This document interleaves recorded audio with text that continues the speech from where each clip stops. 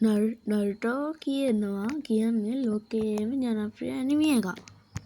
ඔයා නරුටෝ ෆෑන් කෙනෙක් නම් හරි නැත්නම් බලන්න හදන කෙනෙක් හරි මම මේ වීඩියෝ එක ඔයාට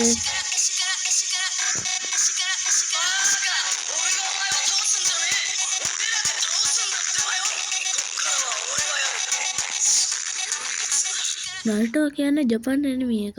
නරුටෝ උසුමකි කියන නින්ජා කෙනාගේ ජීවිතය මේකේ පාරමිතිය. ඔහුට හොකාගේ වෙන්න සීනයක් තියෙනවා. හරි එතකොට ඔහු තුල තියෙන්නේ දරුණු ගුරමා. ගුරමා කියන්නේ ටේල්බීස් කෙනෙක්. ටේල්බීස්ලා ගැනත් මම වීඩියෝ එකක් එවන්නම්.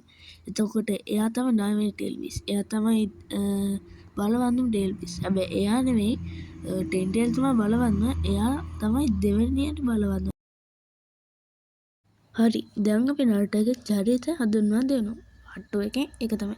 හරි පළවෙනිම ප්‍රධාන චරිතය. ඉතින් ප්‍රධාන චරිතය වෙන්නේ අපේ නරුටෝ උසුමකි.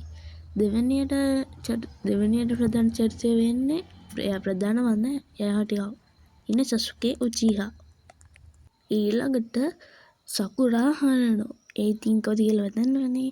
එතකොට සසුකේ කියන්නේ එයාගේ ප්‍රතිවාදියා මේ නරුටෝගේ. එතකොට එයාගේ සෙන්සෙ තමයි කකාෂි. එයා හතරවෙනියට ප්‍රධාන. පාර්ට් 3 විශේෂ දේවල්. විශේෂ දේවල් විදියට ඒක ජුට්සු කියලා જાතියක් තියෙනවා. ඒ වගේ ජුට්සු තුනක් කියනවා.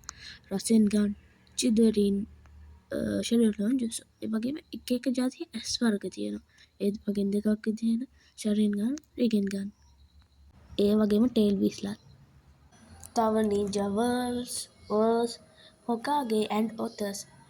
හොකාගේ ඇන්ඩ් ඔතර්ස්. ඇයි මම ඔතර්ස් කිව්වේ?